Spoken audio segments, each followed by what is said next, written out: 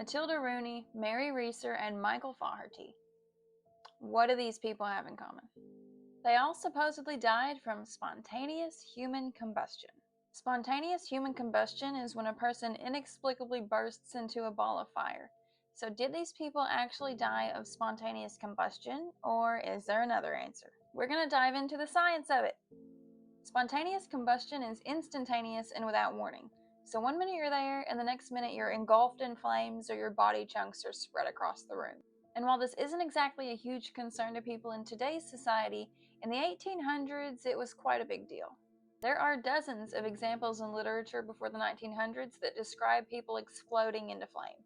Mark Twain, Charles Dickens, and Herman Melville have all described spontaneous combustion, even if not directly by that name.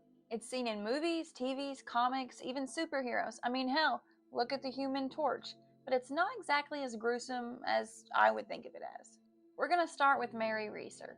The year is 1981 and it's early morning on July 2nd. Mary's landlord, Pansy Carpenter, is coming to her apartment to give her a telegram. So Pansy goes to open the door and feels the doorknob. And the doorknob feels warm. So what does Pansy do?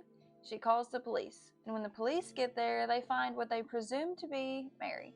It was largely piles of ashes with some human remains found in the chair that Mary was sitting in.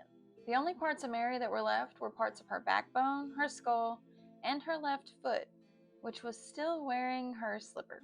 There are images for those curious, but I cannot put those images in this video. So on July 7th, the chief of police sent a box of evidence to the FBI director, J. Edgar Hoover.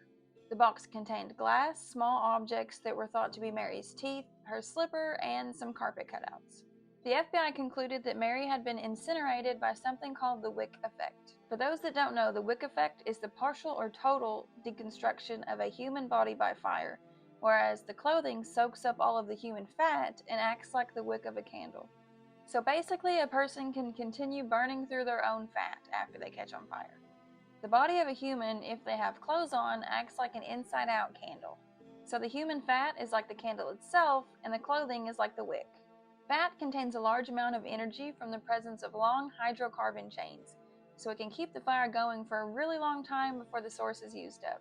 Mary's family said that she had been known to use sleeping pills, so they have a theory that Mary fell asleep while smoking a cigarette, dropped it, and it ignited her nightgown. So once the fire started going, the amount of fat and other flammables like the chair she's sitting in could be enough to burn the entire human body. Next up, we're going to talk about Matilda Rooney. The year is 1885 and we're in Seneca, Illinois. It's Christmas Eve and Matilda, her husband, and their farmhand John have all been hanging around and drinking together.